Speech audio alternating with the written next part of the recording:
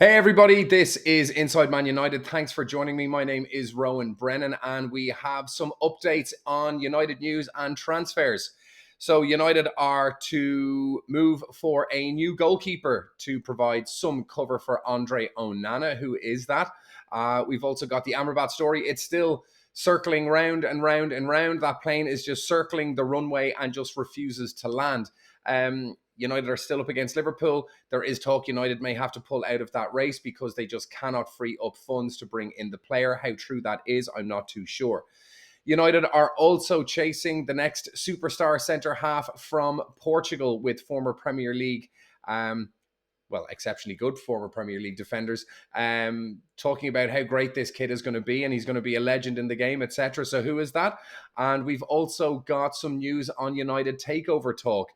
Some outlets saying that the Glazers have no intention of selling, and others saying that the bid is about to be announced, and that if the Glazers don't sell, there is going to be absolute chaos for them to pay from United fans if they actually end up not selling. So let's get into it.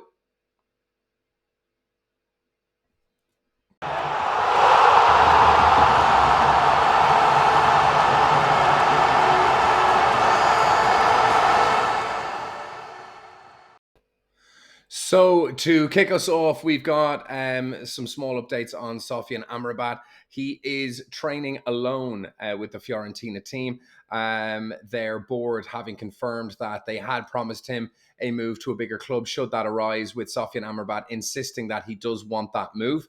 They really do want to keep him, but they seem to be respecting the player's wish and his desires to leave for a bigger club. He is 26 years of age. This is probably his opportunity to join one of Europe's elite, whether it is Manchester United or Liverpool. Both teams very interested in bringing him on board. It's an area of the pitch that both clubs are very, very lacking in, either in terms of having anyone there, in the case of Liverpool, or having sufficient cover or even a partner to play with Casemiro. Such have United struggles been for the first two games of the season, with the team looking very disjointed and very weak and overrun in the midfield area. However, it does look like that move for Sofyan Amrabat is looking less and less likely, according to many news outlets. The reason being, of course, as always, United can't get rid of any of their players, whether it's Donny van de Beek, Harry Maguire, Scott McTominay, Eric Bailly. They just can't seem to shift them. Now, the player that's probably closest to getting United some money for their transfer fees or their transfer targets is Dean Henderson. There is a lot of talk that Crystal Palace now want to bring him in. So long was he being connected to Nottingham Forest. That does not seem to be the case anymore. Crystal Palace are now looking to bring Dean Henderson in for a fee of around 30 million. If that fee were to come in, then of course United would have sufficient funds to be able to bring in Sofyan Amrabat. Another reason why Sofyan Amrabat looks to be off United's radar is the fact that Mason Greenwood, with that what is probably a U-turn on United very soon to their announcement that Greenwood will be coming back. Eric Ten Hag had planned on having Mason Greenwood in his squad so he could use him either out wide on the right, where he has played so often, or through the middle, where he is quite naturally quite a gifted striker. Since his departure is confirmed, that has thrown United's transfer dealings into a bit of disarray, with Ten Hag desperately wanting someone in those forward lines to be able to provide cover and assistance to Rasmus Højlund. Now it seems that Sofyan Amrabat, which was once a priority signing, has now taken a back burner, with Eric Ten Hag now desperately searching for a striker to come in and provide support and competition to Rasmus Højlund if and when he comes in. It's deemed that Højlund probably will not be ready until after the Arsenal game, so we're looking at September. Anthony Martial looks to be back and fit, having received a few minutes towards the end of the Spurs game, but as most United fans know, he can't really be relied upon. His injury record is appalling, and he has had his chances at other clubs, and he just seems to be a fading force. He's been given multiple kind of final opportunities, none of which he has seemed able to take, living off past glories on one or two good seasons out of the last 8 years. It seems that Eric Ten Hag would rather find a new striker than buy Sofyan Amrabat and rely on Anthony Martial, which I can understand. However, there's no point having strikers if the ball can't get to them. And if we're being overrun in midfield and we have incorrect personnel, I would rather have a midfielder than a striker, to be honest. There's no point having the best strikers in the world up top if they can't get any supply and your midfield is overrun. Of course, Mount's injury, I'm fully believing the fact that he's been dropped and he's just being spared the media uproar that United's big new midfield signing has been dropped. He could be injured. I don't think that's the case. So how United's midfield stacks up, watch my previous episode. I've done a little bit of a preview on Mount's injury and how that's going to force Ten Hag to do a bit of reshuffle both in midfield and up front. So it does seem that United's chase and pursuit of Amrabat has taken a backseat to Erik Ten Hag's pursuit of a striker. How that one will unfold remains to be seen. United are also in the market for a goalkeeper and look like they have secured one for the goalkeeper Ayinder from Fenerbahce. A fee of £5.9 million has been agreed. Apparently, a medical has already taken place, with the announcement of Ayinder due to be given very, very soon. United have been very keen on getting a substitute goalkeeper. The reasons for which I was quite unclear on, because as far as I knew, Onana had retired from international duty. Of course, there has now been a U-turn from Andre Onana, and he is now going to be playing in the African Cup of Nations, which is due to start in the new year. As a result, United now expect to be missing Andre Onana for around 4 games. Now, Andre Onana's inclusion in the United team is quite important in terms of how they play. He's not just a shot stopper. He is how all of their attacks are started, and he's also the last defensive line, often playing very far outside of his box when United are in possession to try and help recycle the ball if we do receive a counter-attack. That is a very specific skill set. So Ayinder seems to be the player that Ten Hag has identified as being able to step into Onana's shoes for at least 4 games early next year. So a fee of £5.9 million has been agreed there. So United, while looking stagnant in the transfer market, have been able to get themselves a backup keeper. Tom Heaton at the moment, of course, is injured. Kovar, the Czech under 21s or under 23s keeper, was sold to Sparta Prague, where he was on loan last year. Actually, is it Sparta Prague? It could be somewhere in Turkey. I'm not too sure. But he's been sold, and so he's gone as well. So United actually quite depleted in the goalkeeping area, and it looks like Erik Ten Hag has now moved for Ayinder from Fenerbahce for £5.9 million. Also, United have been linked with a new hotshot centre-back from Benfica by the name of Andre Silva. Multiple reports from Ojogo, 90 Minutes, and other publications have been quoted as connecting United to this young man. Jan Vertonghen, a former teammate of Andre Silva, who used to play with him at Benfica towards the end of his career, has said that this guy is going to be a legend in the next 2-3 years. Very, very highly thought of. Benfica looking to get something around £85 million for this centre half. And obviously that is not something United can pay this year, but it is looking like United will be in for this player in the summer transfer window next year. Andre Silva, look him up. I'm sure everyone is going to be running off to YouTube now trying to find highlight reels and clips of this player, but very, very highly thought of, one of the defensive bedrocks for Benfica's team for the last couple of years, and it looks like a big money move is in the offing for this kid next summer transfer window.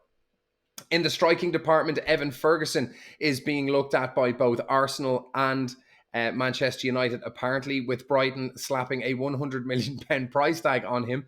There are also rumours that De Zerbi is not starting Evan Ferguson at the moment because they want to not have too much success with him early doors, because they want to keep big teams away from the door until the summer transfer window is closed. How true that is, I don't know. They do have a fit Danny Welbeck. They do have a new recruit in João Pedro that they bought for 30 million, who they seem to have a lot of confidence in to be leading the line for Brighton. So Evan Ferguson, a very young man, the junior of those three.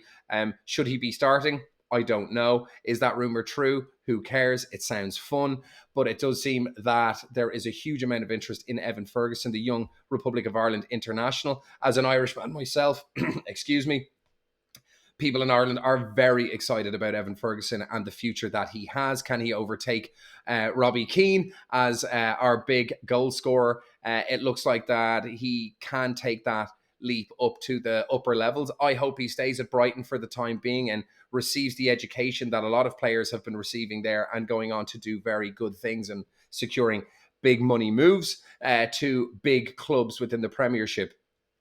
How true this is, I don't know, but it does seem that Brighton are keen to keep a hold of the player at least until next summer, where I'm sure they are hoping a massive bidding war will take place for the young Irishman's talents. I would love to see him go to a club like United, but does he get to start ahead of Rasmus Højlund? I don't know. Will he provide sufficient competition? Will they play two up front? That's not exactly very common these days, with multiple number 8s and number 10s being preferred in most managers' lineups. In fact, all managers' lineups. So whether there's much truth to that, I don't know, but we'll see how things shape up over the course of the year and when next summer's transfer window opens. Finally, we do have rumours again circling about United's takeover. It looks like Sheikh Jassim may have won the race to take over United, with some outlets reporting that a fee of around £6.5 billion has been agreed, around $7.9 billion. And with the Glazers having been warned that the United fans are going to cause chaos for them if they do not indeed sell the club and decide to stay. Other outlets are reporting that they have no intention of selling, that this was just a feeling out process. But I think with the excitement United fans have been feeling, the anticipation and the expectation that the Glazers would be selling the club and United would finally be rid of those vampiric leeches, that it looks like they've been warned that they must sell. And Sheikh Jassim looks like he will be taking over the club. There has been rumours that the takeover has already been agreed, but Sheikh Jassim wanted the Mason Greenwood affair dealt with and taken care of before his arrival, due to any potential negative lashback that there could be due to the decision, and them not wanting that to affect their ownership and their reputation so early in their takeover story, I suppose. Whether that's true, who knows? But it does look like there are a lot of stories circling that United are going to be announcing the sale of Manchester United to Sheikh Jassim once the transfer window is over and once Mason Greenwood's future has been sorted out. Fingers crossed, it's a story that just refuses to die or progress, but hopefully we will see the back of those Glazers. It's been 18 years of torture and leeching from the club, from that family, and I don't think there is a single United fan that want to see the Glazers remain at the club. It has been a huge noose around the neck of the club, a massive weight around our neck, our ankle, whatever you want to call it, with them siphoning money out of the club consistently with their transfer strategy and their recruitment over the last 10 years, basically since Ferguson and Gill have left, being absolutely abhorrent. A little game. I challenge you. Can you name 2 transfers that have been successful for Manchester United pre-Ten Hag and post-Alex Ferguson? I can name 2. Can you name any others?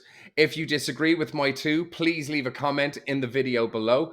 The 2 transfers, I believe, are the only ones that have had any modicum of success post-Ferguson and pre-Ten Hag, whereas Zlatan Ibrahimovic, he brought a great steadiness and professionalism to the dressing room, brought great leadership, very important goals, and he was a standout signing for United, and I was very sorry to see him leave when he got that knee injury, and was probably the only player up until Ten Hag's tenure that I believed showed any sort of capabilities as a captain. The only other signing, surprisingly, that I think was in any way a success was Dan James, not based on his performances on the pitch, but because he was bought for 18 million quid, and we actually managed to sell a player for not less than what we bought them for, and in fact got a profit. We, of course, bought him for 18 million, sold him for 30 million. So when your only 2 successful transfers are a kid that didn't work out that you managed to sell for a profit for reasons I still can't understand, and Zlatan Ibrahimovic, a 35-year-old striker who was past his best, they're the only 2 transfers in the last decade that have been in any way successful. I defy you to name me another transfer that has been a success. And if you say Ronaldo, the previous year, 18 goals, he scored those 18 goals in about 6 games. most of which were unimportant. And the guy went on to stab us in the back, do an interview he shouldn't have done, and display gross unprofessionalism that I would never have expected from any player, let alone a legend of the club. Is he still a legend of the club? Such as Cristiano Ronaldo. So no, Ronaldo's return does not count. Yeah, so I challenge anyone and everyone that's listening to this video, leave a comment. Do you think that there was any other transfer that was successful outside of Ibrahimovic and Dan James? If so, please let me know. And on the next video, I'll make sure to give you a shout out if I agree. And any other fun ones in there, yeah, I'm certainly gonna mention them on the next video. That's it today for Manchester United's gossip and news, transfer news, takeover talk. Thank you very much for joining me. Hit that like button, hit subscribe, hit that notification, and I'll see you on the next one. Take care.